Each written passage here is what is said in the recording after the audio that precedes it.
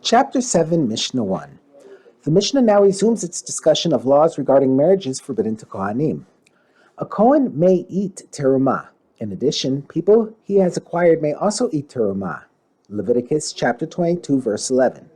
This includes his wife and his Canaanite slaves.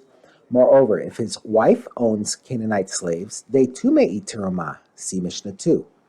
However, if the Kohen's wife is forbidden to him, for example, she is a divorcee, then she is disqualified from eating terumah, and her slaves also may not eat it. Now, we have previously learned that when a woman brings property into a marriage, some of it remains hers, with the husband merely owning the right to benefit from it. This is known as melog property, and some of it becomes his outright. That is known as son barzel property. Our Mishnah teaches which slaves of women who unlawfully married a Kohen are allowed to eat terumah. We now turn to the words of the Mishnah. In a case where a widow is married to a Kohen Gadol, or a divorcee or a chalutza is married to an ordinary Kohen, and she is thus disqualified from eating terumah, if she brought into her marriage with him some melog slaves and some son barzel slaves, then the melog slaves may not eat terumah since she owns them, and slaves of a wife disqualified from eating terumah may not eat terumah.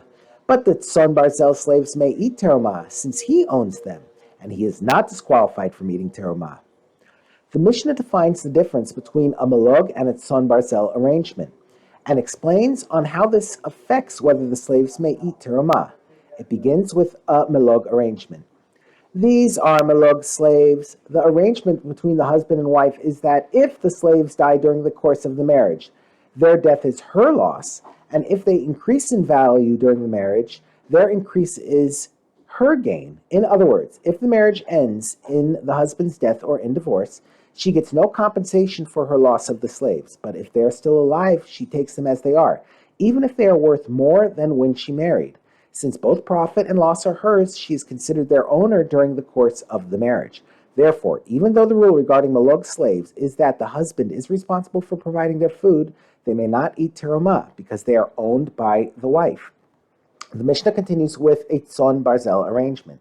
And these are the tzon barzel slaves. The arrangement is that if they die during the course of the marriage, their death is his loss. And if they increase in value during the marriage, their increase is his gain. In other words, any change in the slave's value during the course of the marriage is the husband's loss or gain, since he guaranteed that if he died or divorced her, she would receive the amount the slaves were worth at the time of the marriage, regardless of what they are worth when the marriage ends. Since he is responsible for guaranteeing them, that is, he absorbs their loss. They may eat terumah, since this responsibility defines him as their owner.